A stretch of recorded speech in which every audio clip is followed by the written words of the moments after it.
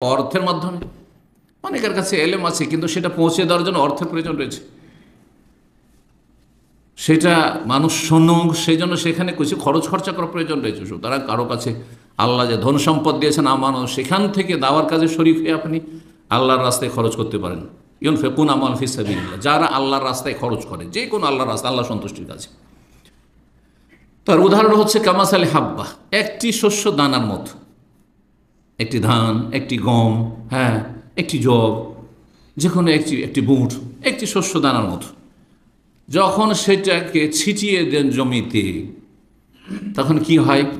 কামাসালি হাব্বাতিন আম্বাতাত সাবআ সানাবিল, তখন সেখান থেকে খুব দুর্বল হয়ে একটি অঙ্কুর গজায়, তারপরে সেটা গাছের আকার ধারণ করে, আর তারপরে সেখান থেকে কয়েকটি কি বেরোয়, কয়েকটি শীষ বেরোল।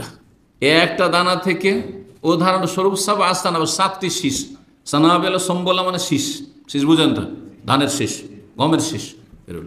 একটি শীষে আনুমানিক ফি কুল্লি সুম্বুলাতিন মিয়াত হাব্বা, 100 করে দানা, 100টি করে একটি শীষে দানা। তাহলে টোটাল একটি বীজ বপন করে বা রোপণ করে কতটি হইল? 700টি হয়ে গেল। ফি কুল্লি সুম্বুলাতিন মিয়াত হাব্বা। উদাহরণ দেওয়ার উদ্দেশ্য হচ্ছে আল্লাহ রাস্তার খরচ করাটা ঠিক ওই রকমই। একটা দানা, একটা কৃষক মানুষ জমিনে ছিটিয়ে, তারপরে সেখান থেকে একটা গাছ হলো, আর সেই গাছ থেকে দেখা গেল যে 700টি দানা তার ঘরে উঠে আসলো।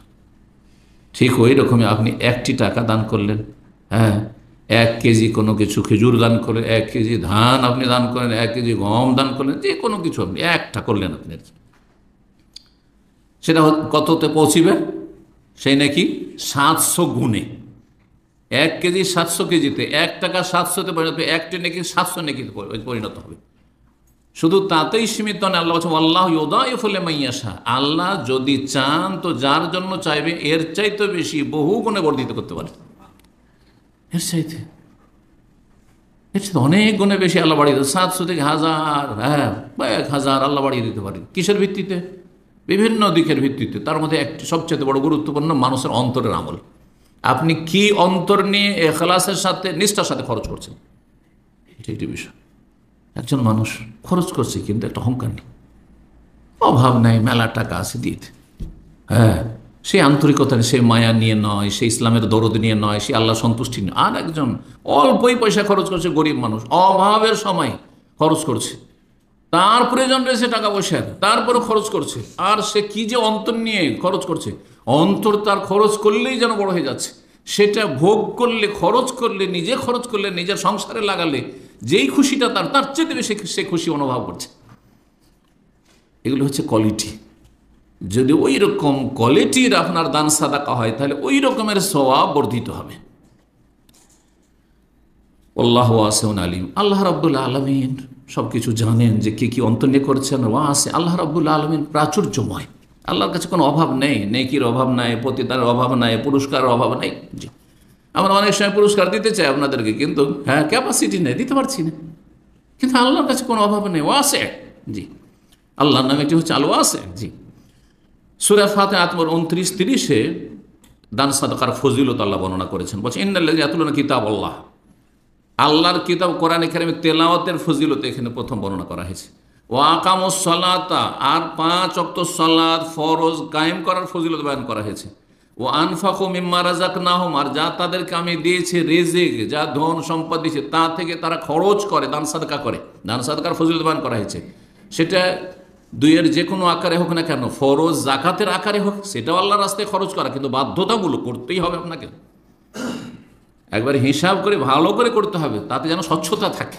এই না যে 9-6 করে অনেক দিয়ে দিয়েছি, কিন্তু আসলে ভালো করে হিসাব করলে দেখা যাবে যে আপনার যতটা জাকাত হবে ততটা আদায় করেননি, তাহলে আর জাকাত হয়নি। এলো পাথাড়ি জাকাত আদায় হবে না। আমি অনেক দিয়ে দিয়েছি, চলবে না, আপনাকে পাই করে হিসাব করতে হবে। এটা আল্লাহর রাস্তায় খরচ করা।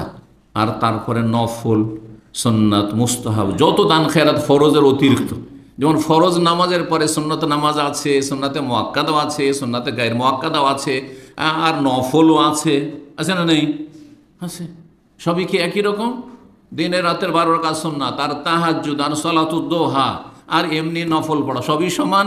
অবশ্যই সমান নয়, পার্থক্য আছে। ঠিক তেমনই নফল দান সাদকা তো অবস্থার পরিপ্রেক্ষিতে পার্থক্য আছে।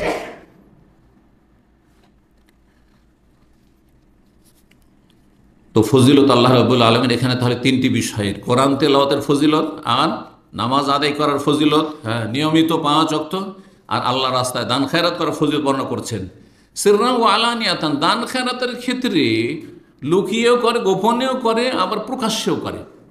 প্রকাশ্যে প্রয়োজন হলে করে, না হলে প্রকাশ্যে করবেন। আসল হচ্ছে যদি প্রয়োজন না হয় তাহলে আমি গোপনে দান করব, এর ফজিলত। কিন্তু যদি প্রয়োজন হয় যে না প্রকাশ্যে করতে হবে, না হলে কাজ হবে না,